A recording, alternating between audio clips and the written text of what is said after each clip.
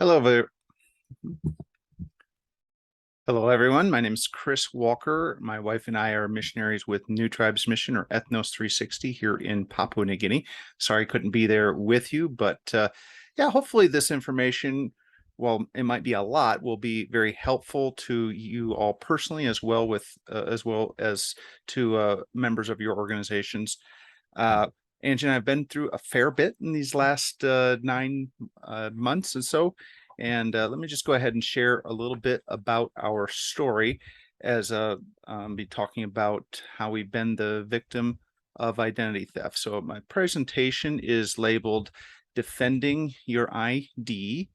And let me just move myself over there too while we're at it. Um, so just as a little bit of a background, Angie and I, we've been working among the Mibu people of Papua New Guinea since 2002. It's a small, fairly Stone Age group in north central Papua New Guinea. And we set about learning language and culture. And several years later, in 2005, we began the process of communicating the gospel, starting in Genesis, culminating in April of 2006 with our first believers. Before long, it was established as a people movement towards Christ, where over 90% of the villages of Mebu and Bang and others who had came to hear the teaching became believers themselves. And then over the decades, the church has now grown to where it's now grown beyond the extent of our language group of about 450 people to all 5 villages of our language into 2 neighboring languages as well, encompassing about 12 villages at this point, with 2 ongoing outreaches and so on. And it's been a privilege to be involved both in Bible translation and church planting, as well as literacy and some other things too. But in the midst of this, as much as there has been success in the ministry that we've seen, just the power of God's word making a difference in lives, we've also seen a fair bit of enemies activity to not want to cede ground to the expansion of his kingdom. And one of those things that I'll talk a bit more about is how the Mibu people themselves have been persecuted, and also just the entire area has become notoriously victimized by a criminal gang that has been actually getting national and somewhat international attention, and that's right next door to where the Mibu people are, and so on. But yeah, kind of hone in on our ID story. October of 2021, I was in Mibu and working on our translation in the book of Matthew with some of my translation helpers. And I started to get some texts from my mother-in-law stating, hey, I'm getting some things in the mail, some phone calls. You might want to get to this, since she started sending me pictures of the things that were coming and so on. And then being applications, or, congratulations, you've been approved for your loan, for your MasterCard, for your Visa card, American Express, Discover card, a bank called Key Bank, and many others all starting to come into some uh, collections agencies saying, yeah, you're overdue on your bills, things I had no part of applying for, but sure enough, it was coming in pretty quickly. So first thing I wanted to do is reach out to some of those vendors, but then quickly they were saying, actually, you should probably get a hold of the credit bureaus, the 3 major credit bureaus, and find out, if this is really something major going on.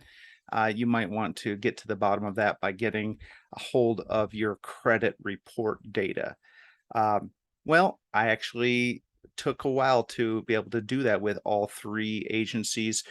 For one, someone had already created accounts with each of those 3 agencies, and essentially were in control of my credit report. So it took a while talking with customer service reps at those 3 agencies to try and get control of my own data with those agencies.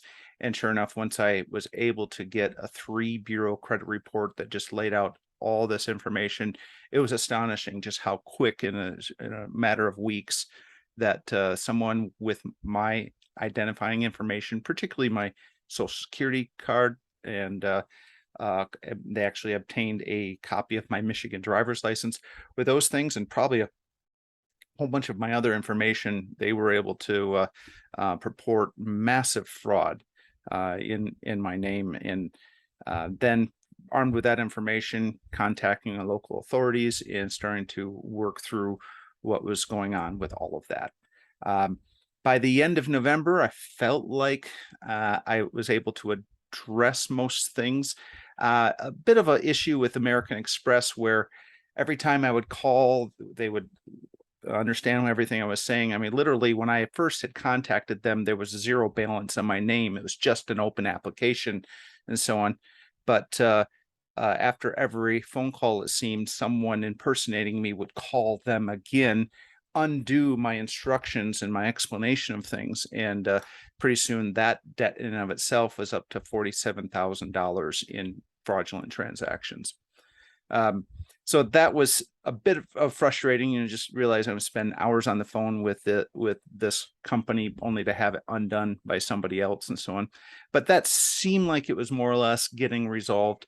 And then the other side of our life got really turned upside down by the middle of December, around December 15. This gang of people that has really just been terrorizing the entire Nankina and Mibu Valley, where our people and our churches are and so on. And they literally would go in and take over entire villages and just shake them down with all kinds of threats and demands and accusations that, they were aggrieved in some reason or another, that they needed to, punish everyone and then get lots of money, get pigs. And in some cases, they were also demanding that young girls be given to them as potential brides and so on. The cruelty of it was, in so many cases, just the cultural ideal for the Mibu people is to live at peace and to work things out and save face on both sides. So everyone's expected to give a little bit in such negotiations and so on. And the gang knew that, and they knew that that was the cultural ideal, and they literally extorted the people all the more, just kind of taking those things into account, such that by the time they were getting literally, a year or two person's worth of income at each demand from village to village, that's when they would literally then turn on the screws and accept that gift, but then start looting houses, burning down houses, raping girls, and so on, and killing animals, injuring people, in some cases, killing people. And it's something that our area has never seen before, such a organized a method of attack. I go into all this to say that that became the all-consuming thing that we were wanting to deal with. And matter of fact, my young translation helper, my partner's translation helper, he was personally injured in a serious way when this attack happened in Mibu. The same campaign of terror that they were doing in other places up to that point, it seemed like that was the other valley away. It was never coming to Mibu, but sure enough, it did. No amount of appeasement would help. They just carried on their campaign. And one thing, though, that didn't happen was, unlike many of the other villages that they had already terrorized, it was raining the entire 3 days while they were in control of the village of Mibu, such that they weren't able to burn down any houses. But all the other things that they were doing, they perpetuated in Mibu as well. So then, get close to Christmas, we were able to get our friend evacuated out of there to get him medical care, because he had this a serious back injury, was not able to walk, and so on. And at that time, my wife Angie tried to purchase an extension of our prepaid cell phone service here in Papua New Guinea, and our own credit card, Capital One, declined the transaction. That kind of happens. It's a hiccup now and again, especially with us living overseas. They gonna try to err on the side of caution and so on. But no, what ended up happening was we got a couple more transactions denied, looked on our account, and it wasn't letting us log in anymore. And then after that, we found that we actually had a credit accrued to us because I had was able to view my balance through our Mint account and so on. And it was like over $11,000 of credit to our account. This is really weird, but it's the holidays and all this other thing going on in Mibu. So as soon as I can get to it, it was just around the 26th, 27th of December, give our bank a call or our credit card a call, and sure enough, find out, yeah, massive fraud. They had completely convinced customer service reps over a series of calls starting around the 22nd of December that they were me, and that this other person was committing all this fraud. And so they'd went back as far as May 2021 and marked many of those transactions, my legitimate transactions, as fraud. And that's how they were able to get a major credit balance accrued. It tripped some threshold, and therefore Capital One then issued a check for about $10,000, $9,000 to be returned to me, as it were. But unfortunately, they tried to and were successful in changing my contact information. My phone number was now their phone number, and on file was now not my historic address, my in-laws, that it had been since we opened the account. It was some address in Minnesota. And then over time, that began to change other locations. It was just insane. I'd try to change it back to our historic address, and it seemed like they knew what I was saying when I was saying it, and they were calling and undoing a lot of my instructions, kind of like what was happening with this fraudulently opened American Express card, only now it was our actual card and so on. Worse yet in this whole situation was that our own PNC checking account, the bank account that we have in Michigan for our main checking, we had set that up for years. It had been working well to be an automatic payment. So, we'd make purchases on our credit card, and at the end of the month, our statement would just be deducted from our PNC account. But because of that association between our Capital One Visa card and the bank account, the thieves quickly went into action and created a new checking account with Capital One. So not only had they have control of my my Visa card, but this checking account. As I'm trying to find out what's going on, they're still just miles ahead of me, making all these changes and so on. And by the 28th of December, they were using the Bill Pay Association and withdrawing about $5,000 a day from our checking account into their Capital One fraudulently opened checking account, and then going around Minnesota cashing checks into cash and so on. Contacting, we saw that day one, hey, this is not right. I'm not authorizing these transactions. Contacting Capital One. Oh yeah, sir, we've got it all taken care of. The frustrating thing is the next day it happened again. Contacting PNC and so on. And everyone's saying, hey, it's all under control and so on. The next day it happened again. Like, finally, we couldn't rely on what Capital One customer service reps were saying, and just from PNC's banking side, they decided to close my account to keep it from what was quickly going to happen. Was our balance was going to go down to zero and so on, and then contest those unauthorized transactions. What I ended up happening for about 2 weeks of just pure torment was starting with Capital One, but increasingly with PNC. I was having harder and harder time just validating who I was, let alone talking to them about what was going on with the situation and so on. And it began to be quite a hassle. So eventually what ended up happening was mid-January, by the point where I was locked out of our PNC account. They couldn't validate me over the phone, over the internet, over Skype, and so on as to who I was. We now had no funds.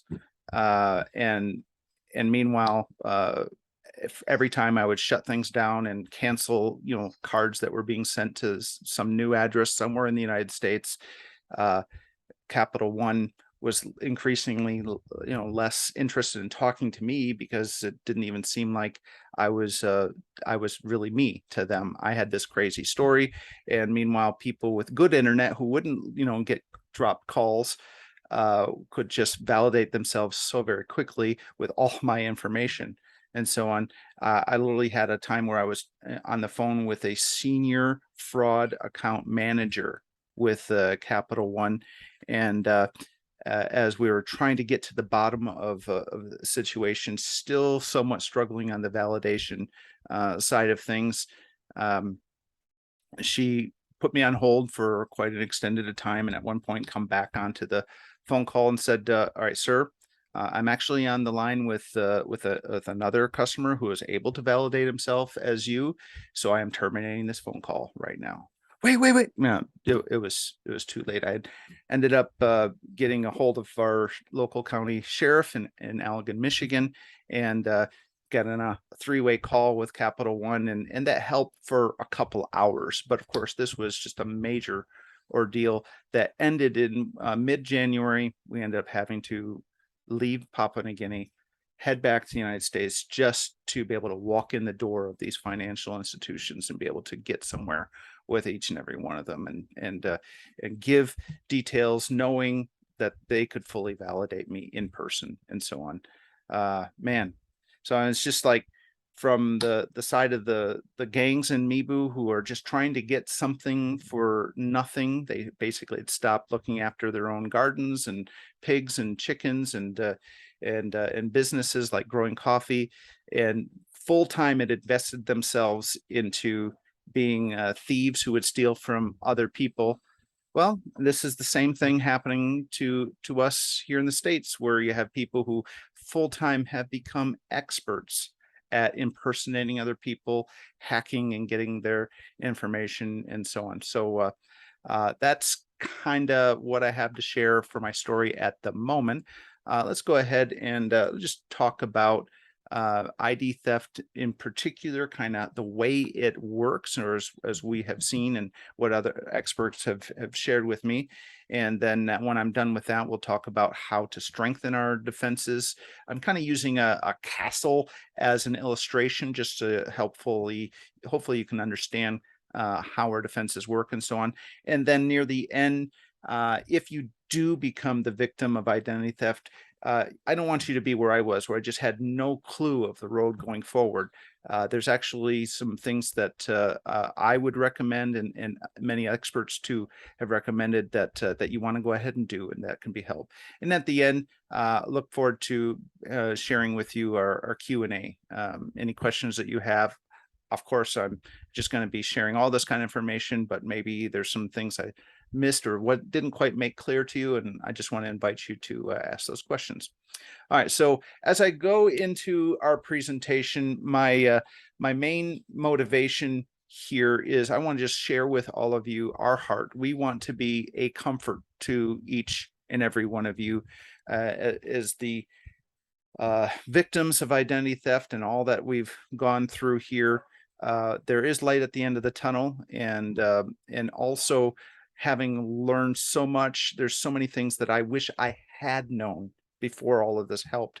So a verse like 2 Corinthians 1:4, who comforteth us in all our tribulation, that we may be able to comfort them which are in any trouble through the comfort with which we ourselves are comforted of God. That's my goal here in sharing all this information.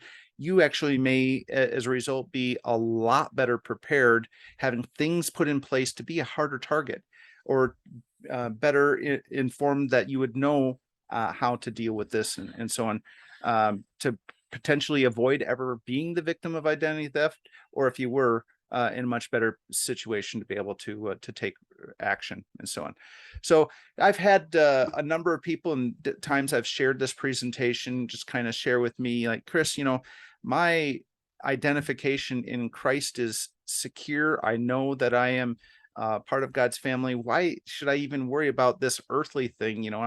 This earth is not our home, and I don't need to be that worried about identity theft, do I? And so what if someone else takes my ID and so on? And I just want to share with you, yeah, I agree. Your identity in Christ, if you are a believer in the gospel that Jesus died and rose again in full payment for our sins, you are secure. However, there are many other passages in Scripture that refer to and exhort us to be good stewards of the resources that we have, like Matthew 25:21, where he says, well, good, thou good and faithful servant. We have these resources. I think I'm going to be talking a lot about finances in this presentation, but there's other resources too that the Lord has given to us: our time, our energy, our passion, and even our sanity. And identity theft can take a toll on all of those things. So with that in mind, I really hope I have your attention, and let's go ahead and talk about how ID theft works. First of all, I just want to really make it clear. I am not talking about a situation where you have your credit card number has been compromised. That is, in the banking industry, considered very small issue. It's serious, and it feels like a violation. But in terms of identity theft, that is minor. There's so many ways, from an unscrupulous teller who's swiping your credit card to skimming machines that can be inserted into like a gas station pump and so on. There are ways there, along with websites that are able to steal your credit card numbers and so on. And the remedy is always you contact your financial institution as soon as you know of the compromise. They will go through those details with you, cancel whatever cards you have that they suspect have been compromised, issue a new card, and we're done. It's really, if you think about it in terms of an illustration, it's like a boy grabbing a hold of the back of your car and going for a ride a little bit. And the key really with a compromised credit card number is the sooner the better. If you wait 6 months to purport fraud, you might not actually be protected under many fraud policies from financial institutions and so on. But as long as you're reasonably on top of it, it's not that big of a deal, and it does not hurt your relationship generally with your financial institutions. Major ID theft, however, is more akin to a carjacking, where you're literally kicked out of the car and someone else is now in charge of driving your financial life. And that happens with not just a compromised credit card number, but things like your social security and your driver's license, passport, and so on. If those become taken over and so on. And it's a buyer-seller market, actually, where hackers generally are trying to find some way of getting that information. They compile it into a packet on every potential victim, and then sell that information to others who are the experts in utilizing that information, and so on. So generally, it's the people who are buying that information that get caught, but the hackers not quite so much, and so on. So just wanted to, from the outset, explain that I'm focusing on major ID theft, not so much the compromised credit card information, so on. But in general, ID theft, 47% of Americans have experienced ID theft. It's about $56 billion in 2020 and rising each year since then. Someone becomes a victim in the United States every 14 seconds. And stolen Social Security numbers on the dark web sell for about $4 per number. However, entire packets can range from $5 to over $1,000, depending on how valid and fresh that information and how much an ID thief can then take that information and really do some damage. So they're motivated to get as much information about you as they can. because then it's more marketable to their customers who then will really do some damage with you and so on. So with that, let me go ahead and just explain the ID castle model that I have here. And you just think about the defenses of every castle. Well, first of all, for a castle, traditionally, in a lot of classic sense, the first line of defense for a castle, you can see, would be the moat around it. An army would have a hard time storming the castle if they can't get past the moat in some way.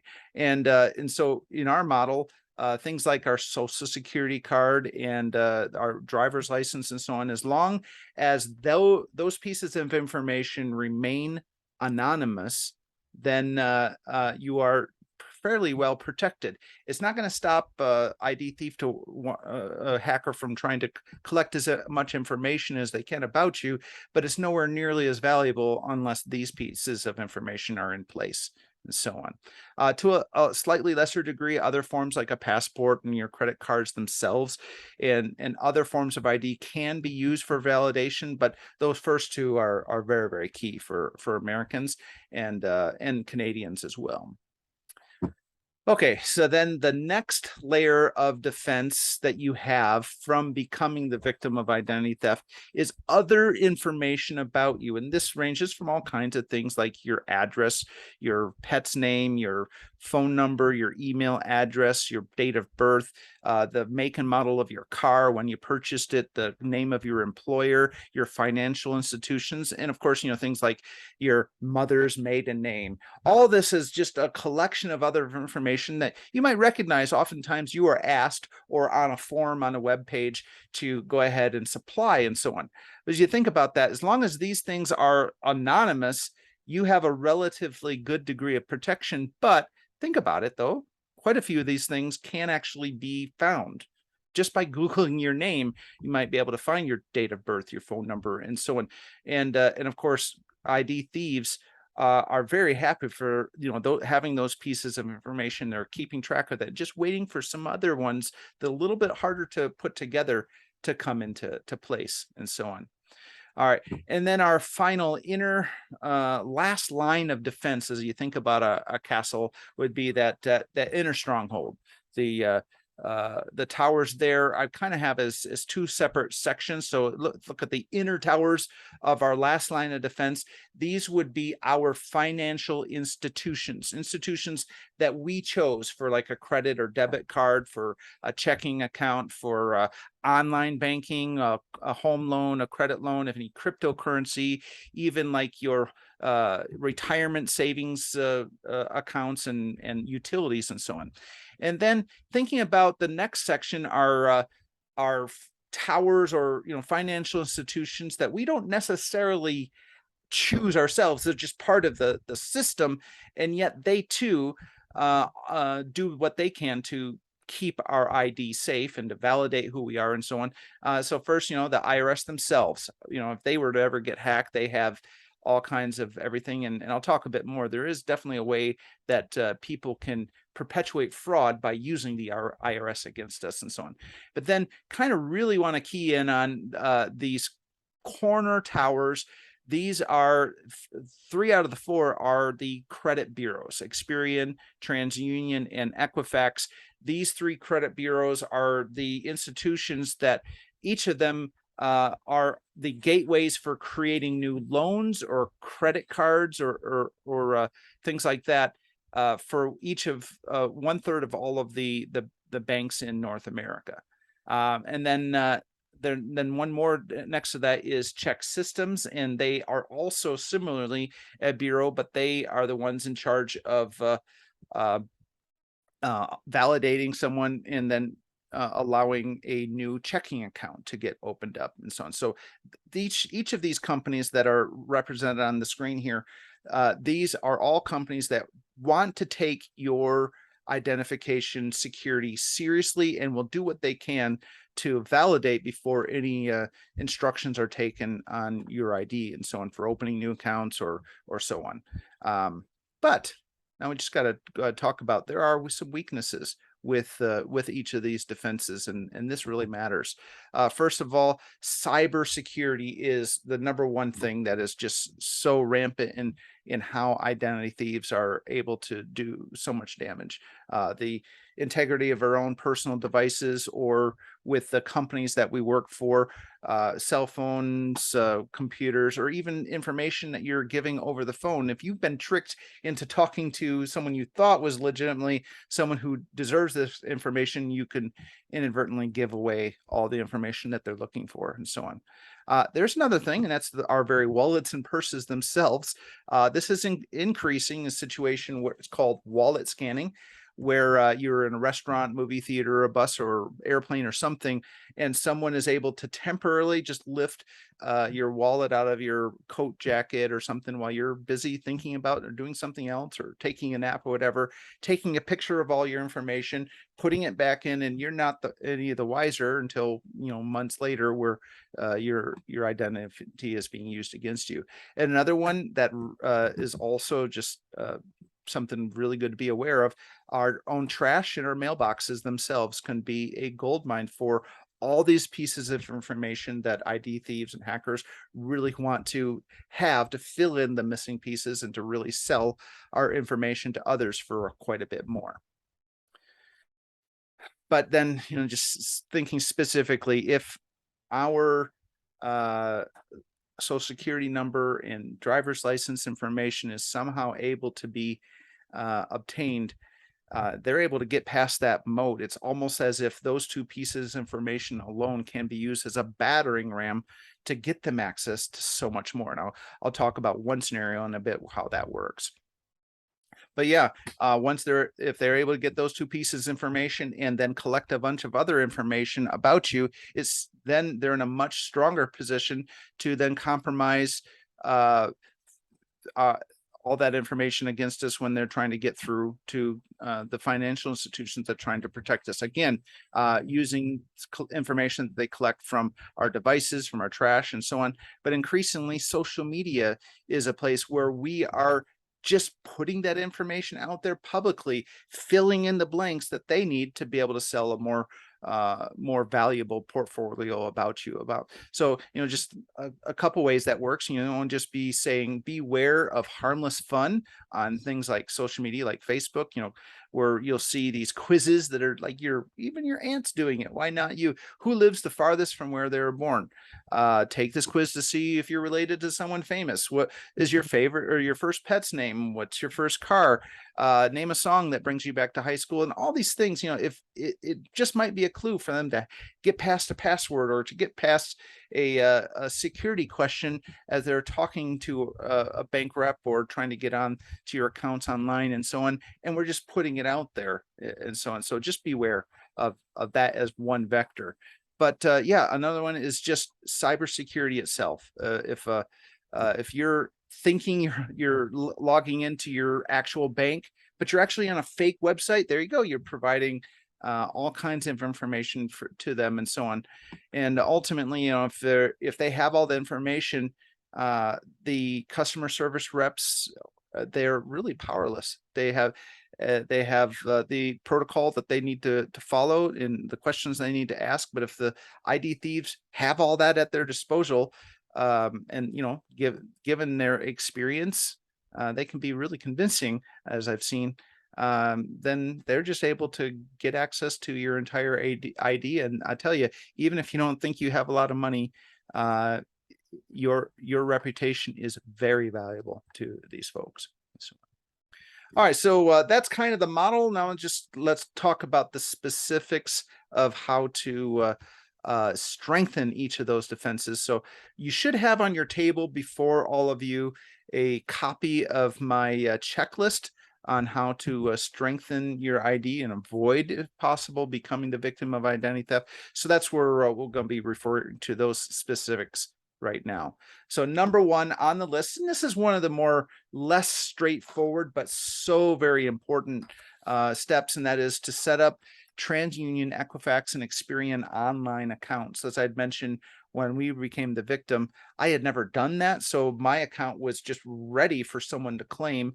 And with someone who had all that information, they were able to do so. Well, as it turns out, if you don't claim an account with each of these credit bureaus, they can actually, if they have the validating information, log in as you, and then be able to download your a 3 bureau credit report that's just a huge gold mine of all the other information they need about you, and so on. So just protecting yourself by having those accounts is huge. But I would say you want to do that for all three. Thinking about those 3 major towers there, it doesn't help your defenses if you've protected 1 or 2 of those towers, if an army can still get through on the others. Each credit bureau only covers 1/3 of all of the financial institutions in North America. So you really need to guard yourself with all 3, and so on. So that's, again, those ones, and that is institutions that they allow creation of new accounts for all 3, for all credit cards and loans, and so on. And once you do, very, very important part of step 1 is, once you've created an account with those credit bureaus, you want to go ahead and freeze your credit profile. That's a very important step, because as your accounts, your credit profile is frozen, this prevents someone else, if they have access to your information, to create new accounts. A freeze won't affect your existing credit and loans and mortgages and so on. But it will stop someone from creating a new one. And interestingly, if you're having trouble creating your account, and it's pretty common, they don't make it as straightforward as I think they should. You can actually accomplish this step by contacting them by phone and asking them to put a freeze on your credit profile. So that's certainly good. And then when you do set up the account, you also want to fill out those security questions and make sure that those are secure information that nobody else could possibly know, and so on. And if possible, Equifax doesn't allow for this, unfortunately, but Experian and TransUnion do. They will allow you to set up a security PIN. This is a 4 to 6-digit code that is then required. If someone is able to hack into your Experian account, they still wouldn't be able to unlock your profile unless they could provide that security PIN, so on and so forth. So definitely recommend you take care of doing that extra step. But yeah, you want to protect your information at all possible, and just be aware that it can be given out over the phone as you're going forward. So you want to really make sure you're talking to the right people, and do know that some of this information can be kept in cookies. So maybe just do some good digital hygiene there. All right. Next part of the checklist, very important too. This is the easiest part of my checklist, is that last of the 4 towers, on our last line of defense, and that is ChexSystems. It's a quick phone call to freeze your checking profile. Now, in my case, with ChexSystems, that they are the bureau that allows for all new checking and debit card accounts to be set up, and so on. That's a $15,000 mistake, because if I had frozen my checking profile ahead of time, the criminals never could have created that fraudulently open checking account with Capital One, and so on. So it's a quick automated phone call, and then you'll receive a PIN in the mail, along with instructions on how to unfreeze it with that PIN that you get in the mail, again, by snail mail. So unlike with the credit bureaus, if you freeze your profile with ChexSystems, it's a slower process to get unfrozen, which is, it's a double-edged sword. But I would say ID thieves really hate it if they can't create a checking account, because there's the ability for them to write fraudulent checks in your name, or to pull in money from another location and write it to cash in your name, and so on. That'll be denied to them. So you want to definitely do that. And it can't be unfrozen without that PIN. So keep good record of that information when you get it in the mail, and so on. Number 3, I had mentioned before, IRS can be used against you, unfortunately, as if someone has all your critical information. Tax fraud is huge, where they will file a tax filing in your name claiming all kinds of exemptions and to have a really big rebate check fraudulently sent to a new address that is not yours. And then, a couple months later, you file your own taxes and find out, no, you've already filed and it's a big mess and so on. So you want to avoid that. This used to be a big application process, took about 6 months to get what's called a tax ID PIN. And that is from once you have that established with the IRS, they will no longer accept a tax filing unless it has a valid PIN, which changes every year for you specifically, and so on. Now that process through the IDME webpage is really much more straightforward. It takes about a half hour of your time, and from that point forward, all your tax filings are protected by that PIN. And so I highly recommend that you do that. Number 4, another bureau that is very important, and that is your utility profile, things like gas and electric and cell phones and so on. Generally, not every utility company, but generally they're part of the NCTUE, where they check. It's like they do with the credit bureaus. They check to validate you really are you before they open an account to provide you utility services of one kind or another. And it's important that you put a freeze on your utility profile, specifically because as I looked over a lot of the fraudulent transactions on the American Express and Discover Card and Key Bank, and then later on my actual credit card with Capital One, many of those transactions were for cell phone purchases. And lo and behold, I learned, since they were able to freely open an account with utility account and passed NCTU's profile check, that actually helped them perpetuate more fraud against me and others by being able to cycle from one cell phone service to another and so on. So you just want to shut that down and not give them any way to utilize your information against you and others. And so putting a profile freeze, it's a fairly straightforward, about a half hour, 45 minutes on their webpage, filling it out, and then you'll receive a mailing also similarly, where with a PIN and so on going forward. All right, number 5, I just encourage you to go ahead and enable notifications. This is whenever you're logging in from a new device, or there's a transaction that you just did on your credit card and so on, it's always really good to hear that ding on your cell phone or on your email, just verifying, that was legitimately you and so on. And that's actually an area where, because I had that on my Chase Visa card in February of 2022, I ended up learning of, within about 15 minutes, someone was attempting to take over my Chase Visa card account and perpetuate fraud against me there and so on. And thankfully I had time to, before they closed that day, head down to the local Chase branch and deal with that, and actually saved the account from having to be completely closed. I couldn't say that was the case with some of my other accounts. So enabling that gives you kind of real-time access to know either text or email and so on. And I would encourage you to do that even for your shopping. And oftentimes they have various additional types of notifications. You might consider doing as many as they offer, just that you can have real-time monitoring.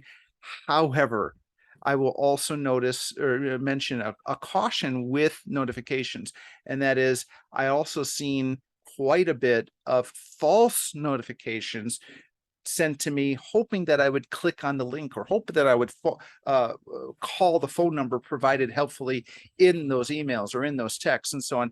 And they appear to be the same format, and they also appear to have be from the correct sender and so on, but they were not.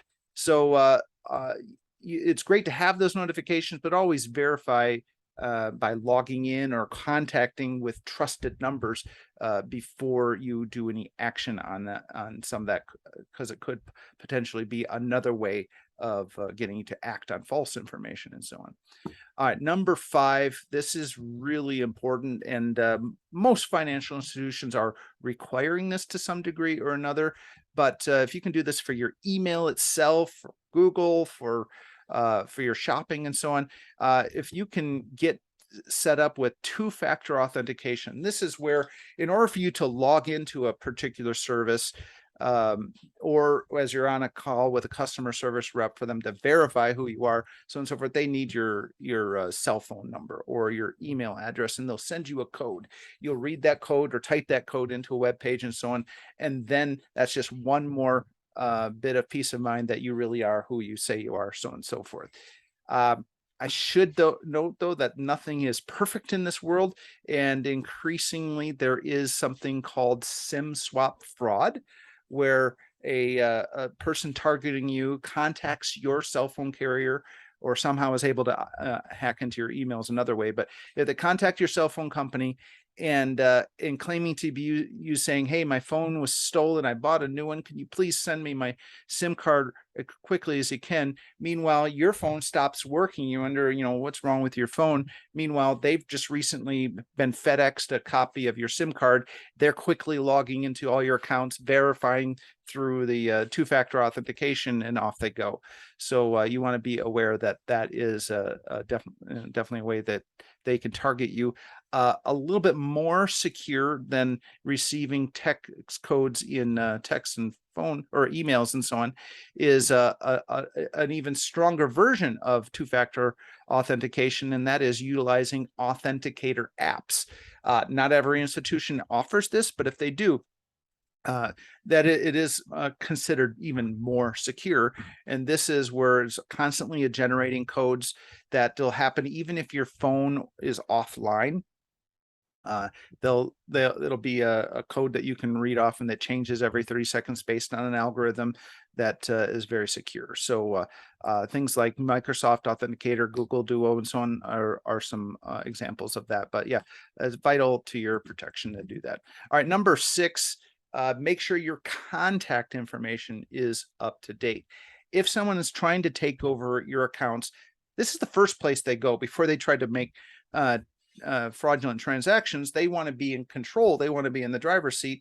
They want to get rid of your old information and put in new information. So it's vital to your protection that your information is always there. And this is your email address, your home address, your cell phone number, and so on. And you want to remove anything that's old or incorrect as soon as you can, because later on, if something happens and you're trying to identify yourself and you've not kept it up to date, you could run into some issues there.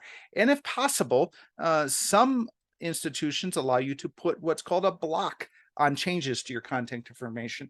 And that is like an instructions to an institution, hey, do not change my information. And the only situation where a change is allowed is if I personally walk in and validate myself as me with my phone, or with my driver's license and passport and all that. And then you are allowed to make changes. Otherwise, do not change, so on and so forth, is something worth asking about if they offer that or not. All right, number 7, you want to make sure that each sensitive account of any kind online has a unique password. This is just general cybersecurity, good hygiene that you want to do. You want to make sure it's not predictable, that you want to make sure that it is somewhat complex, and reusing the same password or a form of the same password from one account to another is very dangerous, because this is something that people with lots of time on their hands can actually use to make a lot of money by compromising additional accounts and so on. So from there, you probably want to use something like a password manager to help you keep it all organized and, of course, unique and so on. Number 8, request a voice password or PIN to protect each sensitive account. This is when you set up with any customer service call and where they need to ask you a question. Hey, what's your voice password, or what's your PIN number? And unless you provide that accurately to them, they're instructed to end the call, not to proceed any further with you and so on. And this can shut down fraudsters who don't have that piece of information, even if they have everything else and so on. Trick is, not every financial institution will offer this protection. So best thing is to ask for it, and maybe even consider not using some institutions if they don't provide that last level of protection. Again, we're trying to just deal with the devastating effects of having your accounts completely taken over, and this could prevent that very potentially. Number 9, another just basic cybersecurity hygiene: avoid clicking on attachments that sent to you in an email or a text, links that are sent to you in in text or email and so on. You just always want to be alert and vigilant that whatever you're clicking on really is trusted. The thing is, trusted email addresses and text numbers can be spoofed, where you think it's from someone that you trust. As we were dealing with all this identity theft, my wife's numbers and email was being used to send me texts, and they were trying to get me to click on something as if she was sending it to me. Even my mom, her number was being spoofed to do the same. So just be very alert and vigilant that in a instant, if you do this, it completely turns your own computer or phone into a spy that it works against you. It just with nowadays the ability for them to be able to completely take over our devices is scary. And of course, it'll look like, oh, the link just didn't work. No, they just took over everything, and they're watching everything you do from that point forward. Number 10, be hyper vigilant whenever receiving incoming calls. And this is even if you recognize the number. If it's a number that you've been calling a lot for, a customer service number and so on, just recognize customer service phone numbers themselves can be spoofed. And I've dealt with this too, where I had set up a voice password with PNC, and obviously they had all the other information to get through, but they were getting stopped at that with their own dealings with customer service reps. So then they took a further step and had this sweet sounding African-American lady voice call me, and was just asking me, hey, I'm sorry to tell you this, but there's another problem on your account. So sorry, but before we can proceed, I need to have you share your voice password with me, and then I can give you the information from there. I was just stunned at how convincing she was being, but the suspicion level for me is so high that I just decided, you know what, you called me, this doesn't sound right. I need to end this call, and if there is something on my account, I can talk to a customer service when I call them. So I did, and yeah, sure enough, it was a phishing attempt. That they were not actually my bank. There was no new thing going on and so on, and I'm so very glad that I didn't hand over that voice password to her. But I'll tell you, they can be very convincing, and they have a lot of experience making a lot of money doing this, so they have that motivation. Number 11, verify customer service numbers before you call. Again, always be alert and vigilant. Fake call centers, even with toll-free numbers, do exist, so you just want to be that much clear. Now, not every number are you able to find on Google and so on. So you want to just work with the numbers that you do know that you can trust. And you know, when you're actually talking to someone, you can run a couple numbers by them and say, hey, I had this number given to me, is this legitimate, and so on. All right. And then number 12, if you're in a situation like me where for years you're considering, should I buy ID theft protection insurance and so on, but I could probably use that money every month somewhere else and so on. If you're waiting for someone to tell you, hey, I do recommend it, then let me be that person for you now and say, yeah, this is definitely worth considering. Couple things to consider though. Maybe you're already covered by your homeowner's policy or a credit card that you have and so on, but the degrees of protection might be different. So it still might be considered to get supplemental insurance, especially, you know, you find out, does the one that you're looking at offer out-of-pocket expenses? Zander and LifeLock over $1 million of out-of-pocket expenses. And this is if you suffer expenses that aren't covered by the financial institutions that were compromised and so on, then they potentially could step in and so on. But it's important to note, you're only covered from the day you start your policy. It doesn't go retroactively. So, if you wait till you're a victim, then the insurance doesn't really help as much. However, here's a value, even if you, after the fact, become the victim, does your coverage offer recovery services, ID recovery services, where you set up a power of attorney with them, and they can go ahead and help make phone calls, help with that validation setup. So where now I might be on hours trying to get through with Equifax's customer service rep, still just talking to computers.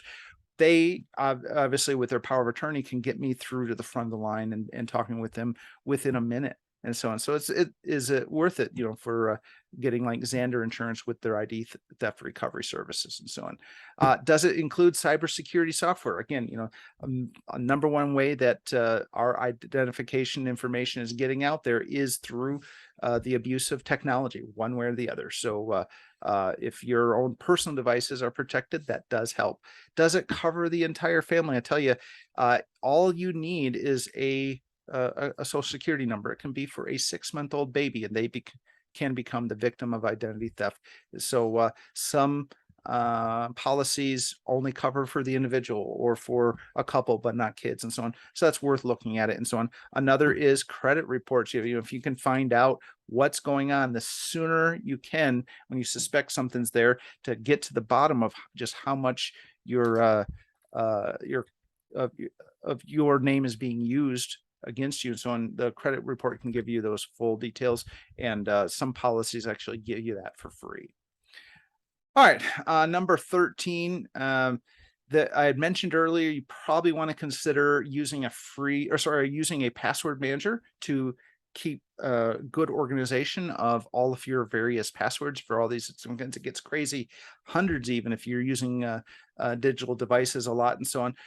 But recommendation from our IT guys with Ethnos 360 is to avoid the free ones, particularly ones that are online, as that relationship is, just always, if a customer is always going to get what they're paying for, right? And if you're not paying for a service, chances are you are the product rather than the customer, and so you want to enter into a relationship generally with companies where you are legitimately their customer, and they contractually want to keep your information secure and so on. So the recommendation from our IT guys is to consider a service like LastPass. That would be has an online component, but very, very secure, generally considered. Number 14, avoid using old hardware, cell phones and computers. Industry standard, generally, if something is older than 4 years, it's probably a good idea to go ahead and move on, upgrade that to a newer, more secure device and so on. But even more important than the age of the hardware is the software. You never want to skip out on staying up to date with the latest security updates for software on your devices. 0-day exploits where hackers can find out about things that were flaws that were in software from the very moment it was instituted can be devastating, and staying up to date is your best defense there. Okay, so there's my list. I know things will be a little bit out of order on my checklist and so on, but it should all be there. And if you missed hearing anything I had, at least you have the sheet to take away from it. All right, next, I just want to go ahead and go into this last section where we talk about how do you respond to ID theft. Number one, go ahead and go through the checklist that I just went through. All right, so that's actually number 0. Number 1, now, if you do find out that you've been the victim of identity theft, you want to go ahead and file reports with authorities. The easy one is the identitytheft.gov with a report with FTC. As soon as you find out, yep, you've definitely, and as much information as you've got at that point, start the application in, within 2 weeks, you can continually update that as you learn more. And as long as you do, then you get a little more time to keep updating it and so on. And you'll find that some institutions really need that information, as they'll ask you what's your claim number and so on, and then they can have that as a file to just be one more arrow in the quiver of you claiming that you really are the victim rather than someone just claiming to be you and so on. Similarly, you want to go ahead and contact your local sheriff department. Now, in the case of my local sheriff, they weren't very happy to have to deal with it. Nobody likes the endless rabbit trails that ID theft has and so on. Still, they can do you a very good solid if they can at least start that investigation and be a point of contact for the financial institutions to be able to have your report number that you pass on to them and so on. Yeah, these two reports will be very helpful as you go and you're trying to not be held liable for these things. So it's a responsible thing to do. Number two, go ahead and get a credit report to see the extent of the theft. www.annualcreditreport.com will be a way to get a free credit report from all three of their credit bureaus. And you'll be able to get a free one right away. And then there's a waiting period before you can get the next one and so on and so forth. All right. Number three, you want to go ahead and buy a notebook and be prepared to journal every interaction you have on the phone with every financial institution. And when you do that, you just want to make sure you include the date, the time, the name of the person you've spoken with, and so on. And go ahead and include any other important information that you've learned during each phone call, and you'll be surprised just how much you're referring back to that information. So you want to make it as clearly and organized as you can going forward. All right, and then number four, you want to go ahead and contact each financial institution that's been affected by the ID theft. Don't just hope that things will take care of themselves. You need to interact with them and do so again, journaling as you go. Lots of questions. Anything you can learn from them as to the identity or the purported identity of the people who are claiming to be you and so on is stuff then you can be keeping a record of and passing on to authorities and so on. All right, number five, go ahead and send a snail mail letter to all three credit bureaus. So there's the addresses there. And when you do that, you just want to make sure to include copies of your ID to verify you as you, copy of your recent bank and utility statements, other actual mailing addresses, and so on. ID theft reports from those law agencies, a list of your current and previous contact information, and do all of that in a detailed and notarized statement. Send registered mail to those addresses that you've been the victim of identity theft. And number six, go ahead and contact your employer and insurance companies. There's different reasons for doing that. The employer may want to take special actions as to how to protect you going forward, or know that they could be contacted by these fraudsters, insurance companies. Same thing. And again, maybe you actually have some coverage with them, so it's good to notify them there. And then number seven, as a last resort, if the damage is severe or fraudsters are just unrelenting, you may need to take the last resort step of requesting a new Social Security number and also a new state driver's license number, especially if you determine those pieces of information have been compromised and they're being used against you. It might be really the only way to put a stop to the ongoing things. Now, a couple notes. First of all, with the Social Security Administration, my local Social Security Administration was, very reluctant. Obviously, I think you'll see that everywhere. They'll want to make sure it's really significant of ID theft before they proceed and so on. But once I was able to convince them that, they were surprised to learn that every branch manager, he or herself, has the authority to issue a new number in such cases, similar to how they would do with birth, at birth and so on. So they can do that right there at the local. They don't have to check with the major branch or the major headquarters in Baltimore and so on. On the state ID in Michigan, this actually ended up being a more drawn out, dramatic affair, because in Michigan, I ended up having to have our local sheriff, who had never gone through issuing a new driver's license number. The state required the local sheriff to fill out a mountain of paperwork that they weren't very happy about, and they'd never done it before, so on and so forth. But months later, I was finally able to get my compromise number retired for both Social Security and the driver's license, and that has, for the most part, stopped. It hasn't stopped the phishing attempts, but there's been no new attempts to take over my accounts, and no new accounts to that are being opened in my name, so on and so forth. So that's pretty much everything I have here for you. Thank you so much, and hopefully that fire hose of information can be a comfort for helping to avoid becoming the victim of identity theft, or giving you a roadmap to you or others if you do. Okay, well, Lord bless you, and let's go ahead and see if we have any questions.